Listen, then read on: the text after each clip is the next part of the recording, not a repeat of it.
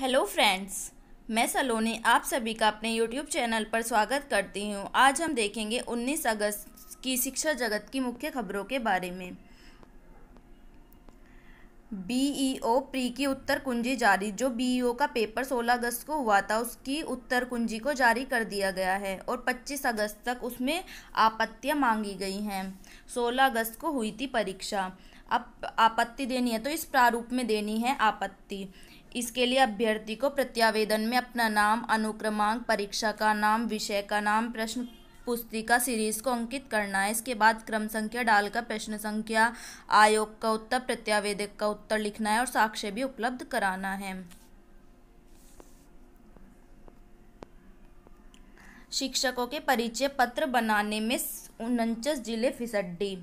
शिक्षकों के परिचय पत्र बनाने में 49 जिले फिसड्डी साबित हुए। बेसिक शिक्षा परिषद ने अपने स्कूलों में पढ़ा रहे शिक्षकों, शिक्षा मित्रों व अनुदेशकों के परिचय पत्र बनाने के लिए बजट जारी किया था, लेकिन 49 जिलों ने इसमें कोई दिलचस्पी नहीं दिखाई है। लिहाजा बेसिक शिक्षा निदेशालय ने इन जिलों के बेसिक शिक्षा अधिकारियों से स्पष्टीकरण तलब किया है। नए सत्र से सभी शिक्षकों को परिचय पत्र दिया जाना था। प्रति शिक्षक 50 रुपये जारी किए गए थे, लेकिन अभी तक केवल 26 जिलों ने ही परिचय पत्र बनाने की प्रक्रिया शुरू की है। योजना के तहत सूबे के 1.59 स्कूलों के 4 लाख से ज़्यादा शिक्षकों व शिक्षा मित्रों के परिचय पत्र बनाए जाने थे। इसके लिए 1.90 करोड़ रुपये का बजट भी जारी किया गया था। अब यूपी बोर्ड के शैक्षणिक कैलेंडर के अनुसार स्कूलों में शुरू हुआ पठन पाठन। ट्राइपॉड लेकर स्कूल पहुंचे शिक्षक। ये देखिए टीचर जो हैं ये ट्राइपॉड लेकर स्कूल में गए हैं। कोरोना काल में यूपी बोर्ड की ओर से जारी शैक्षणिक कैलेंडर के अनुसार मंगलवार से एक बार फिर ऑनलाइन पढ़ाई शुरू हो गई है। बच्चों को ऑनलाइन माध्यम से पढ़ाई के लिए कई शिक्षक अपने साथ ट्राइपॉड और दूसरे गैजेट लेकर पहुंचे थे, ताकि ब्लैक बोर्ड पर पढ़ाने में कोई दिक्कत न हो। प्रधानाचार्य ने पहले ही समय सारणी बना दी है। शिक्षकों को हिदायत भी दी गई है कि निर्धारित समय पर ही पाठ्य सामग्री अपलोड करें तथा उक्त समय पर ऑनलाइन उपलब्ध रहें। शिक्षक गूगल मीट, माइक्रोसॉफ्ट एवं अन्य माध्यमों से ऑनलाइन पढ़ाई के साथ ही व्हाट्सएप और यूट्यूब पर वीडियो भी अपलोड कर रहे हैं, ताकि अधिक से अधिक बच्चों तक वे पहुँचाई जा सकें। ITI में मेरिट के आधार पर होगा दाखिला। अब इसमें क्या दिया गया है कि प्रवेश के लिए ऑनलाइन आवेदन की अंतिम तिथि 23 अगस्त है। 5 सरकारी और 194 प्राइवेट कॉलेजों में आवेदन प्रक्रिया शुरू। ITI में नए शैक्षिक सत्र में मेरिट के आधार पर होगा दाखिला। अलग अलग ट्रेंड में प्रवेश के लिए छात्र छात्राएं 23 अगस्त तक ऑनलाइन आवेदन कर सकते हैं। BHU प्रवेश परीक्षा की समय सारणी घोषित। काशी हिंदू विश्वविद्यालय BHU प्रशासन ने स्नातक और स्नातकोत्तर के विभिन्न पाठ्यक्रमों में प्रवेश के लिए अखिल भारतीय स्तर पर आयोजित होने वाली परीक्षा की समय सारणी मंगलवार को जारी कर दी। 2 चरणों में होने वाली परीक्षा का पहला चरण 24 से 31 अगस्त तक चलेगा। इस दौरान स्नातकोत्तर पाठ्यक्रमों एवं स्नातक स्तर के LLB, B.Ed स्पेशल एजुकेशन तथा BPed, BFA और BPA पाठ्यक्रमों की प्रवेश परीक्षाएं होंगी। द्वितीय चरण 9 से 18 सितंबर के बीच होगा। शिक्षा और प्रैक्टिकल के स्तर में सुधार की आस।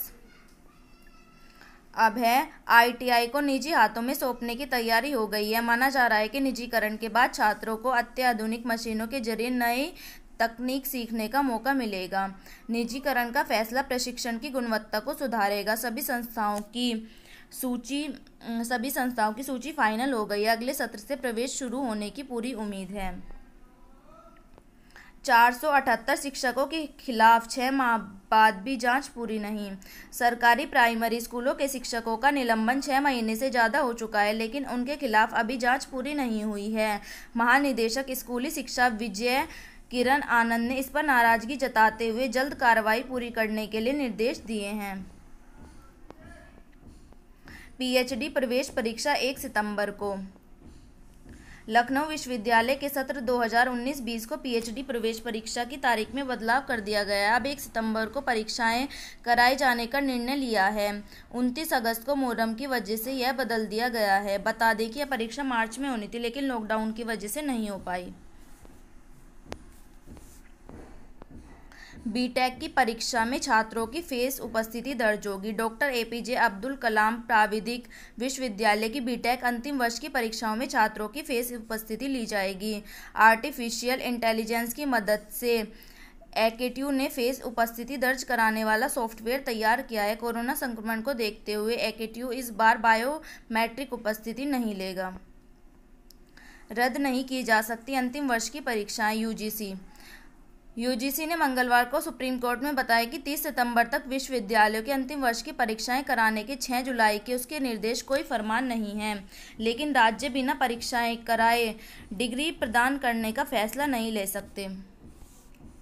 यूजीसी की ओर से पेश सॉलिसिटर जनरल तुषार मेहता ने justice Ashok Bhushan, justice RS Reddy और जस्टिस एमआर शाह की पीठ को बताया कि आयोग के निर्देश छात्रों के फायदे के लिए हैं, क्योंकि विश्वविद्यालय को परास्नातक पाठ्यक्रमों के लिए प्रवेश शुरू करने हैं।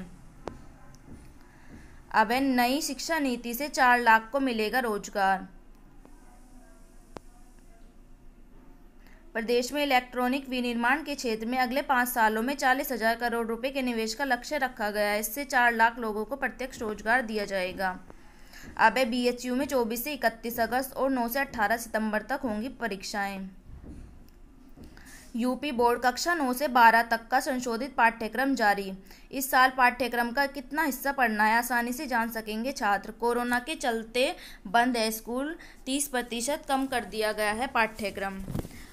अब माध्यमिक शिक्षा परिषद ने कक्षा 9 से 12 तक के छात्रों के लिए सत्र 2020-21 का संशोधित पाठ्यक्रम जारी कर दिया गया है।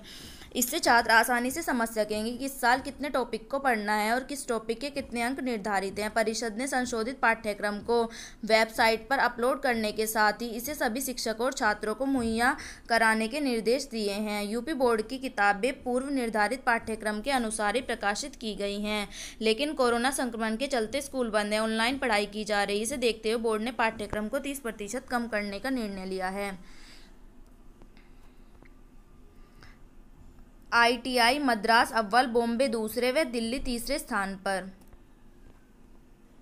कंपार्टमेंट परीक्षा 2020 के लिए आवेदन कल तक। यूपी बोर्ड की परीक्षा हाई स्कूल व इंटरमीडिएट 2020 में अनुत्तीर्ण परीक्षार्थियों के लिए अब कंपार्टमेंट परीक्षा में आवेदन पूरा होने जा रहा है। हाई स्कूल में 2 और इंटर में 1 विषय में अनुत्तीर्ण परीक्षार्थी इस परीक्षा को उत्तीर्ण करके पास हो सकेंगे।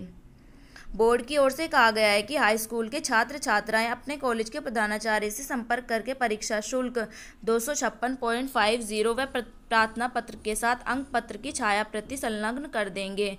इम्प्रूवमेंट के तहत परीक्षार्थी अनुत्तीर्ण 1 विषय और कंपार्टमेंट में परीक्षार्थी अपने अनुत्तीर्ण 2 विषयों में से केवल किसी एक विषय में आवेदन कर सकता है। इसी तरह से इंटर की परीक्षा में मानविकी, विज्ञान व कॉमर्स वर्ग के परीक्षार्थी किसी एक विषय में, कृषि भाग 1 व 2 में निर्धारित विषयों में किसी एक प्रश्न पत्र में और व्यावसायिक वर्ग के लिए निर्धारित ट्रेंड विषय के किसी एक प्रश्न पत्र में अनुत्तीर्ण परीक्षार्थी कंपार्टमेंट परीक्षा में शामिल होने के लिए अहर्ह माने जाएंगे।